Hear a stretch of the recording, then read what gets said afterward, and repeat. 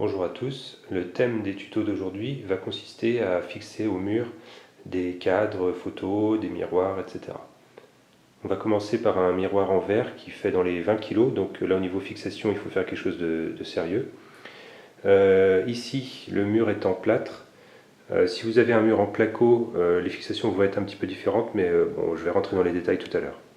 Alors pour la première étape, il vaut mieux être deux, un qui tient le cadre à la place que vous souhaitez, et l'autre qui prend les cotes pour en fait être capable de poser les fixations exactement où il faudra. Alors ici on voit qu'on a la possibilité de le mettre dans un sens. Donc le sens horizontal, on utilise les fixations ici et ici. Dans le sens vertical, on utilise les fixations qui sont ici et ici. Donc déjà j'ai pris la distance, j'ai mesuré la distance entre le centre de cette fixation, puisque la vis en fait viendra ici. Donc je prends bien le centre d'ici, la distance avec le centre qui est là, et j'ai trouvé 56,5 cm. J'ai mesuré également la distance entre le ici et le haut ici, pour savoir en fait après au niveau hauteur. Donc par exemple au niveau hauteur, bon là je ne peux pas le présenter à blanc, mais j'ai mesuré entre le sol et le bas du miroir tel que je le voulais, j'ai mesuré 107. Ensuite je sais que le miroir fait 90, et après je sais qu'entre le haut et ma fixation j'ai 12,5. Donc je fais la hauteur sous le miroir, plus la hauteur du miroir, moins la fameuse distance ici.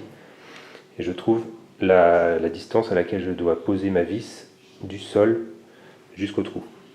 Donc au niveau de la cote horizontale, moi je souhaite centrer le miroir au niveau du mur. Donc j'ai pris la cote totale du mur.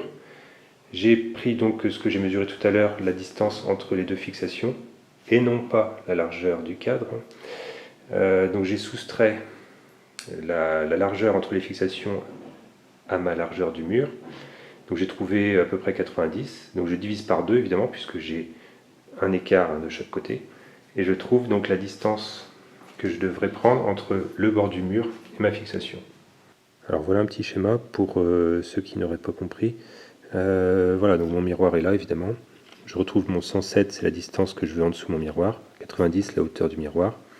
Et les fameux 12 cm, alors 12 cm et demi en l'occurrence, c'est le retrait entre le haut du miroir et la fixation qui est derrière. Alors après, effectivement, en horizontal, moi j'ai choisi de centrer par rapport au mur. Bon, mon schéma n'est pas centré, mais après, si vous voulez le mettre à un certain endroit par rapport au mur, vous appliquez le même principe.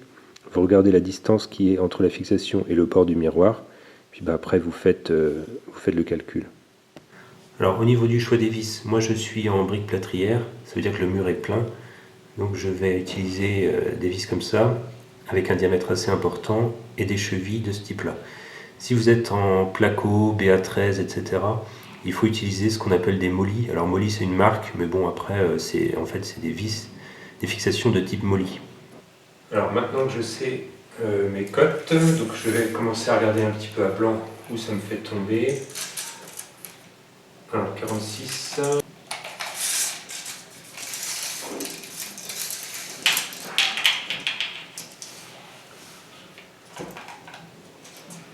C'est 85.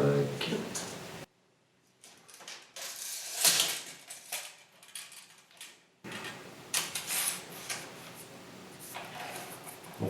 J'ai pris un critérium là pour faire des petits traits au mur. J'en fais le moins possible.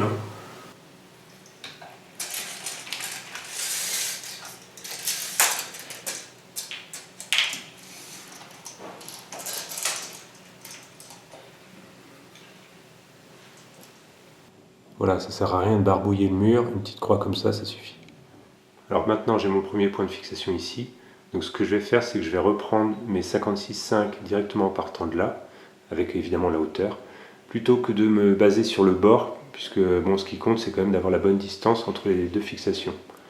Et en faisant bien attention au niveau hauteur aussi, d'être bien perpendiculaire, ou parallèle en tout cas à l'autre mesure, perpendiculaire au sol, pour éviter que en fait, la hauteur soit fausse, sinon évidemment mon miroir après serait de travers.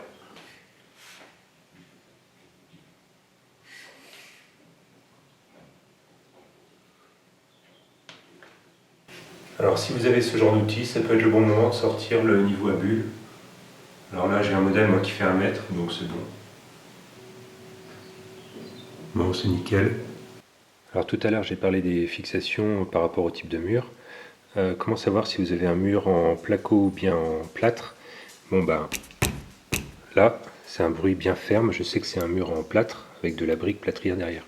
Si on sent que ça s'enfonce un peu, enfin que ça a l'air un petit peu plus fragile, c'est du placo.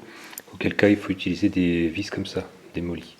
Il faut une pince aussi adaptée pour ça. Donc maintenant on va passer à la partie perçage. Donc évidemment on va faire des trous en fonction du diamètre des chevilles. Alors je dirais qu'au niveau des mèches, donc ici on a une couche en fait de plâtre en dessous la tapisserie. Donc là dans ce cas-là une mèche à bois suffit. Mais en fait tout de suite derrière on va avoir de la brique, brique rouge. Donc là on utilise de la mèche plutôt à béton. Alors moi c'est vrai que j'aime bien démarrer à la mèche à bois en fait pour déjà avoir mon trou et qu'il soit bien dans l'axe. Et en fait après faire une deuxième passe avec la mèche à béton.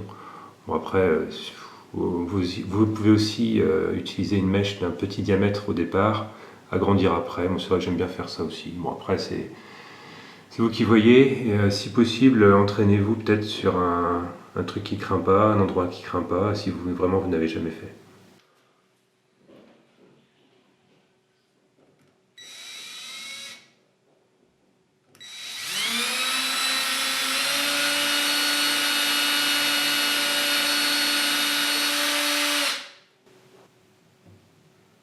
En fait, la mèche à bois, moi, me permet de piquer vraiment exactement au centre de ma croix. Donc ça, j'aime bien.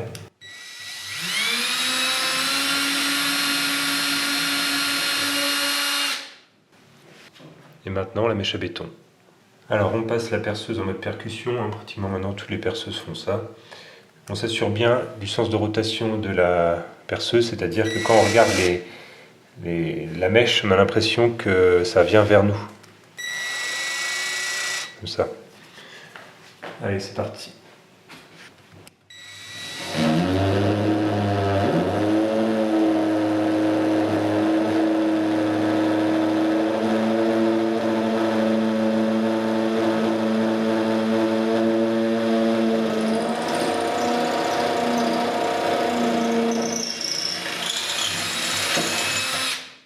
Alors évidemment, il faut rester bien dans l'axe, bien horizontal, bien vertical, etc.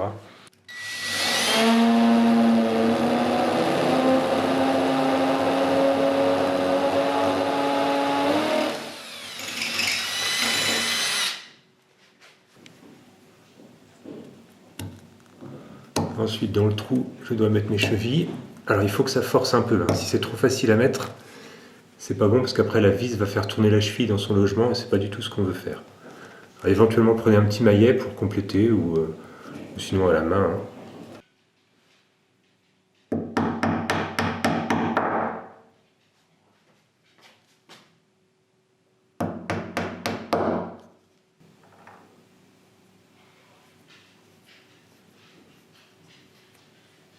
Alors, je vais l'enfoncer plus évidemment. Au moment où on serre la vis, on doit sentir que vraiment elle est bien enfoncée dedans, elle ne bouge pas, elle ne peut pas gigoter. Et voilà, donc là, elle est pas mal. Je laisse juste ce qu'il faut pour pouvoir accrocher le cadre.